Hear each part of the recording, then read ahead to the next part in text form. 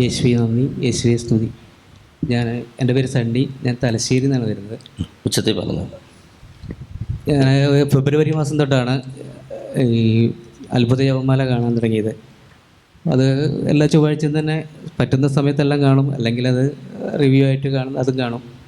അങ്ങനെ ഒരു പ്രാവശ്യം ഈ കഴിഞ്ഞ ഏപ്രിൽ മെയ് മാസം ആയപ്പോൾ എനിക്കൊരു ജപ്തി നോട്ടീസ് വന്നു. ജപ്തി എന്ന് പറഞ്ഞാൽ വലിയ എമൗണ്ട് ഇല്ല, ഒരു 500,000 ആ സമയത്ത് ഒരു 5,000 രൂപ പോലും എടുക്കാൻ കയ്യിലില്ല. അപ്പം ഞാനത് ഈ അത്ഭുത ജപമാലയുടെ സമയത്ത് ആ നോട്ടീസ് എടുത്ത് വെച്ചിട്ട് കയ്യിൽ പിടിച്ച് സ്തുതിപ്പിൻ്റെ സമയത്ത് പ്രാർത്ഥിക്കുമായിരുന്നു. അങ്ങനെ ഒരു 4 ആഴ്ച സ്തുതിച്ച് കഴിഞ്ഞപ്പോൾ എൻ്റെ റിലേഷനിൽപ്പെട്ട ഒരാൾ തന്നെ, അയാൾക്ക് ഞാൻ പൈസ കൊടുക്കാനുണ്ട്. ആ വ്യക്തി തന്നെ എന്നോട് ഇങ്ങോട്ട് പറഞ്ഞു, ഞാൻ ആ പൈസ തരണം, തൽക്കാലം നിനക്കത് അഡ്ജസ്റ്റ് ചെയ്യാമെന്ന് പറഞ്ഞിട്ട് അങ്ങനെ അടച്ചു.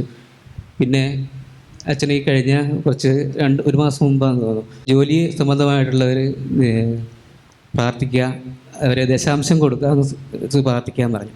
അങ്ങനെ സാധാരണ നമുക്കൊരു ഒരു മാസം ഒരു വർക്കൊക്കെ കിട്ടുന്നതാണ്. അങ്ങനെ ഞാനങ്ങനെ ഒരു 2 ആഴ്ച പ്രാർത്ഥിച്ച് കഴിഞ്ഞു.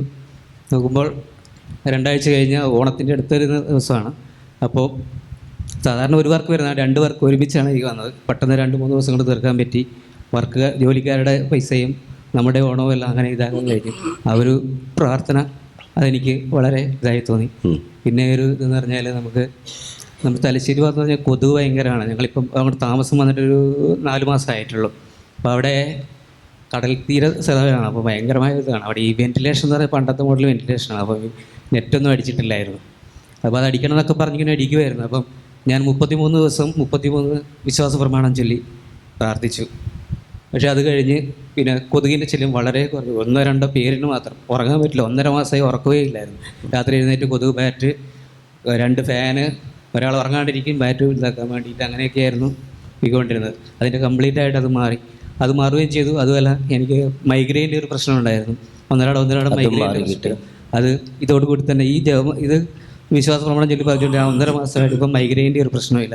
എന്തായാലും എനിക്ക് ഇവിടെ ഈ എൽറുക വഴി കിട്ടിയ ഈ അനുഗ്രഹത്തിന് ഞാൻ നന്ദി പറയുന്നു.